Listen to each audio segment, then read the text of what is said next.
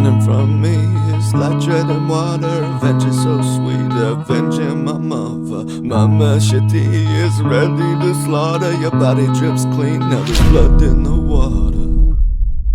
Mama, I love you. Why don't you talk to me? Ever since that night when that girl cut you, it made me angry and vengeful. Stupid girl hurt my mama, and those teens left me drowning. I gotta make them all suffer. Running from me is like treading water. Adventure so sweet, avenging my mother. My machete is ready to slaughter. Your body drips clean, now there's blood in the water. Now there's blood in the water. You know I was in the Hall of Fame on Friday the 13th, right? You know that. I didn't. No, you didn't. I made all the masks. I made all the masks the actors wore. Hold on. Go ahead.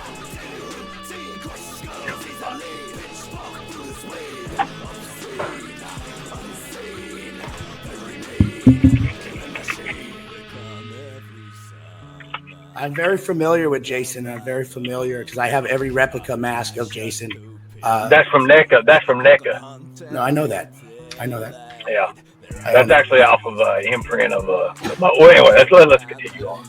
Anyway, David Miller made the actual Part 5 mask, by the way. Good friend of mine.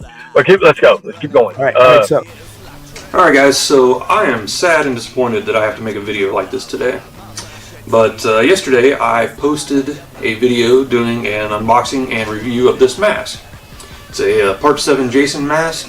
It was given to me by Ernie Shell. And a little after it had been posted, I got a message from Tony Jarvis, who was also a hockey mask maker. And he claimed that I had been scammed and that the mask was actually painted by him, given to Cody Huskins, and apparently stolen by Ernie Shell. Little touch-up paint work and maybe modifying the scratches a little bit, and then sent to me, claiming to be the mask that I ordered. From the research that I've been able to find, apparently this Cody Huskins and Ernie Shell were friends. Something about a woman got involved, now they're not friends, and it's being claimed that he stole the mask and sent it to me.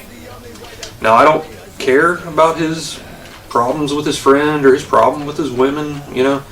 I care if I got a stolen mask. So now obviously I'm not just going to believe this person that, I mean, I've seen his work, he does great work, but, you know, some random person telling me this, I want proof. So he sent me a bunch of pictures of him actually working on it, of Cody actually wearing it, and, you know, I started looking at them, and you can't compare exactly paint color, because that can be affected by light and the camera you're using. So in the pictures I'm going to post, what you need to look at are the details, the scratches, the physical cuts into the mask, you know, the distance between the eyes and the chevron, all of those types of things. And what I'm going to do is I'm going to show you the mask that I received on the right and the mask that Tony made on the left. Now they look very similar. Now there are some differences, almost like some of the marks might have been widened a little bit, or, you know, some of the areas darkened up a little bit. Yeah, I'm a little suspicious at this point.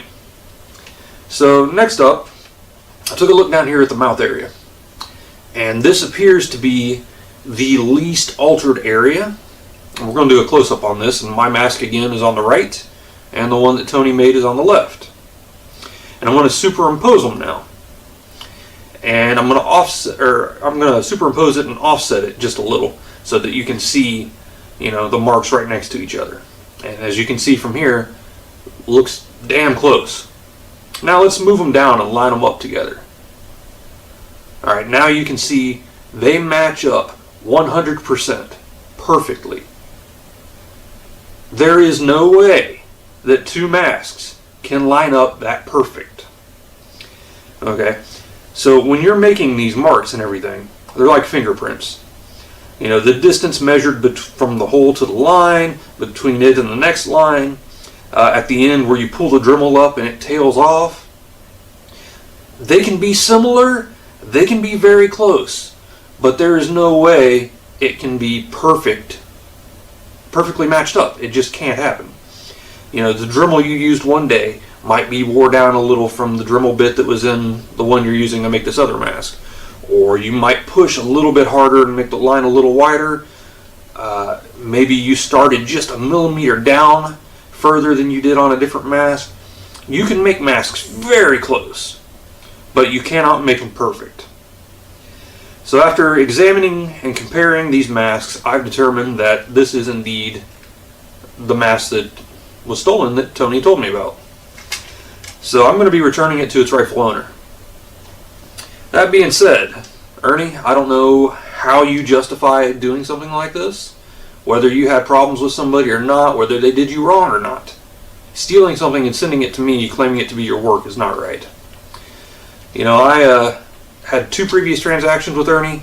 I made videos doing reviews and unboxing of his masks that he sent me.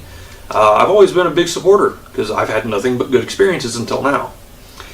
And, you know, I stood up for you on Facebook when people would claim, you know, that you had stiffed them, that they'd been waiting for years. And I'm like, well, I ordered a mask and it got here, you know, in a couple weeks. And every transaction I've always had has been good. No more. I am so disappointed. I'm done. I don't want any more to do with him, any more contact. I'm going to be removing those videos. I'll make sure this gets returned to Cody. And you know what? Buyer beware.